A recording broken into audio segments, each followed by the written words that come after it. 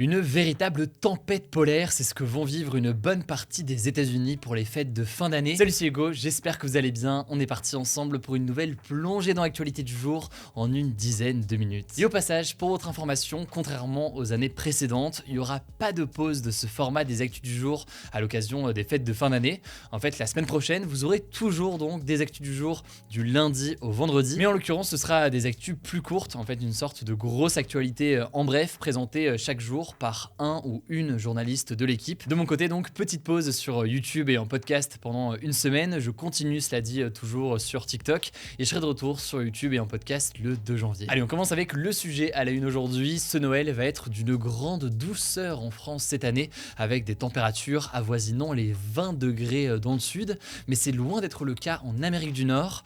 En effet, une grande partie des États-Unis est confrontée à une tempête qui a démarré dans la nuit de mercredi, une tempête qui s'est renforcée ce vendredi et qui devrait perdurer pendant le week-end de Noël. Alors cette tempête, elle se caractérise par des températures polaires, de très fortes chutes de neige et des vents très violents, une tempête ne survenant qu'une fois par génération. C'est comme ça que l'on décrit les agences météo locales. Mais alors, d'où vient cette tempête exceptionnelle ? Eh bien en fait, elle a pour origine l'arrivée d'une masse d'air polaire, une masse d'air qui vient en fait de l'Arctique et qui s'est déplacée progressivement jusqu'à aller vers le sud des États-Unis. Vous le voyez d'ailleurs sur cette animation. Cette vague est descendue même jusqu'au Texas et à la limite de la Floride. Alors les températures sont par exemple descendues ce jeudi en dessous de moins 30 degrés entre le Dakota du Nord et le Montana, selon le météorologue français Fabien Delacour, qui explique qu'en fait en ressenti, ça veut dire presque moins 40 degrés. Autre chiffre assez incroyable, dans la ville de Cheyenne, dans l'état du Wyoming, la température est passée en à peine une heure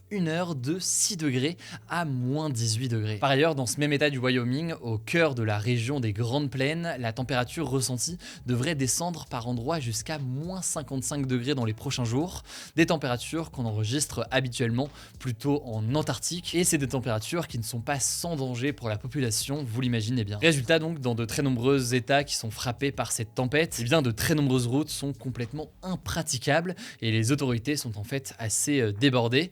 La situation affecte aussi le trafic aérien puisque ce jeudi, 2400 vols ont été annulés aux États-Unis, là aussi faute de pouvoir décoller ou atterrir, et on imagine que tout cela devrait se prolonger ce week-end. Bon, il n'y a jamais de bon moment pour une telle tempête, mais là ça arrive à un moment particulier en plus parce qu'il y a les fêtes de fin d'année évidemment, et des millions d'Américains avaient prévu de se déplacer pour aller voir leurs proches, surtout que c'est les premières fêtes de fin d'année qui ne sont pas perturbées par la pandémie depuis 2 ans. Plus précisément en fait, c'est 112 millions de personnes qui devaient voyager à au moins 80 km de chez eux entre le 23 décembre et le 2 janvier. Et ce chiffre, signe d'une année particulière, c'est le 3e plus haut chiffre mesuré pour des fêtes de fin d'année aux États-Unis depuis 2000. Bref, la population avait prévu de bouger à un niveau historiquement élevé et tout cela donc inquiète fortement les autorités américaines.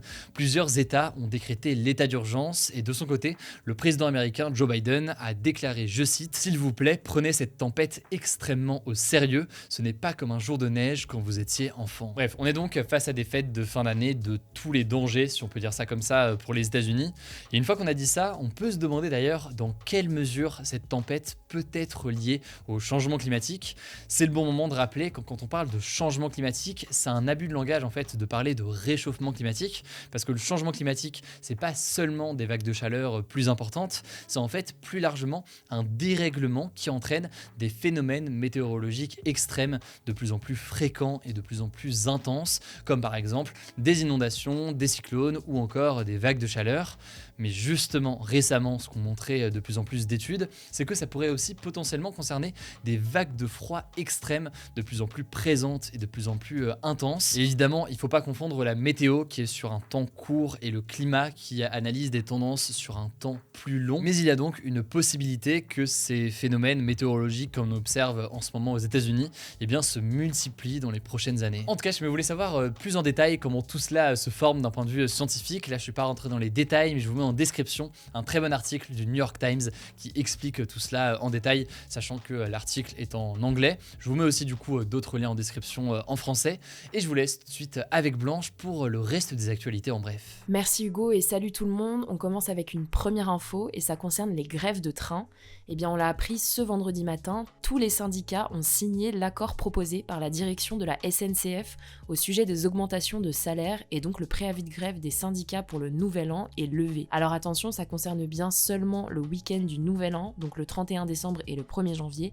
Concernant le week-end de Noël, 2 TGV sur 5 sont toujours bien annulés. Deuxième actu, toujours en France et à Paris plus précisément, une fusillade a fait au moins 3 morts et 3 blessés, dont un en urgence absolue dans le 10e arrondissement. Alors ce qu'on sait pour l'instant, c'est qu'un homme de 69 ans a été interpellé avec son arme, on ne connaît pas encore ses motivations, mais selon le ministre de l'Intérieur Gérald Darmanin, il a agi seul. D'après les informations du Parisien, le drame a eu lieu près du centre culturel kurde Ahmed Kaya et le suspect serait un conducteur retraité de la SNCF de nationalité française. Et selon BFM TV, il a été interpellé il y a 1 an après avoir attaqué un camp de migrants avec un sabre dans le 12e arrondissement. De son côté, la justice a ouvert une enquête pour assassinat, homicide volontaire et violence aggravée. Suite à ce drame, une manifestation spontanée en soutien à la population kurde a été organisée et a dégénéré dans l'après-midi en affrontement avec la police qui a utilisé des gaz lacrymogènes. Troisième actu, le président russe Vladimir Poutine a parlé pour la toute première fois de guerre en Ukraine et c'est assez marquant. Si vous ne le saviez pas, depuis l'invasion russe le 24 février dernier, il parlait d'opération militaire spéciale sans jamais utiliser le mot guerre. Il l'a donc fait pour la première fois lors d'une conférence de presse à Moscou en Russie pour dire que l'objectif de la Russie était de mettre fin à cette guerre. On continue avec une 4e actu en Afghanistan. Suite à l'interdiction pour les femmes d'aller à l'université,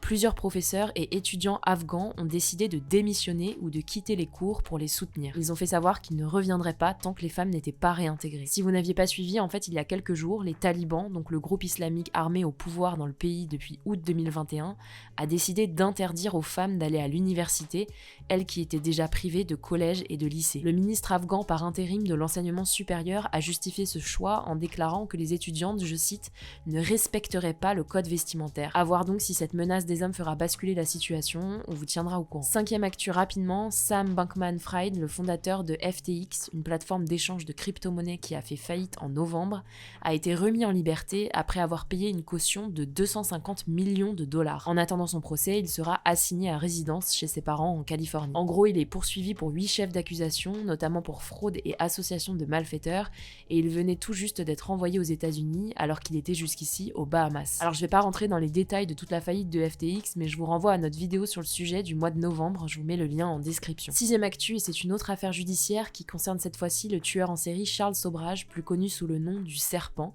qui a été remis en liberté, lui qui était jusqu'ici emprisonné au Népal en Asie. Alors vous avez peut-être entendu parler de lui récemment puisqu'il a inspiré une série Netflix avec Tahar Rahim qui jouait son rôle.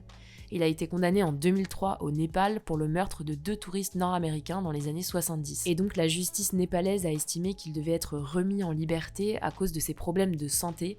Ceci dit, il va être expulsé vers la France.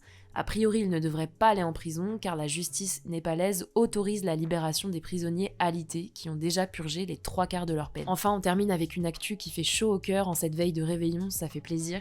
Je voulais vous parler d'une initiative d'un EHPAD de Nantes, donc un établissement pour personnes âgées dépendantes. En fait, le fils de la responsable de l'EHPAD a partagé mi-décembre sur Instagram les photos de certains des résidents avec une ardoise dans les mains sur laquelle était inscrit l'adresse de l'EHPAD et la phrase « Voudriez-vous m'écrire pour Noël ?» Son objectif, c'est de lutter contre l'isolement des personnes âgées qui pour certaines ne reçoivent aucune visite et se sentent parfois très seules. Eh bien on peut dire que ça a été un énorme succès puisque depuis, l'EHPAD reçoit environ 1500 courriers par jour, des lettres évidemment, mais aussi des cadeaux et des boîtes de chocolat. Alors ce type d'initiative, ça n'est pas nouveau et ça ne concerne pas que cet EHPAD. D'ailleurs, il y a une association qui a été créée pour écrire aux personnes âgées isolées, pas que dans les EHPAD, qui s'appelle Une lettre, un sourire. Je vous mets le lien en description si ça vous intéresse. Alors, il n'y avait pas de débat hier, mais il y a un débat aujourd'hui. Alors, je suis généreux comme ça, c'est la magie de Noël, j'offre des débats comme ça à tout va. Le débat aujourd'hui, c'est le suivant. Soutenez-vous la grève des contrôleurs de la SNCF? C'est pas le sujet le plus joyeux, mais c'est n'empêche un sujet politique intéressant et je pense qu'on en reparlera dans les prochains jours. Pour participer, ça se passe dans l'onglet communauté de cette chaîne YouTube. Et écoutez, je crois que j'ai tout dit, donc je vous souhaite un très joyeux Noël pour tous ceux qui fêtent Noël parmi vous. C'est pas le cas de tout le monde, mais pour ceux qui le souhaitent, je vous souhaite un très joyeux Noël.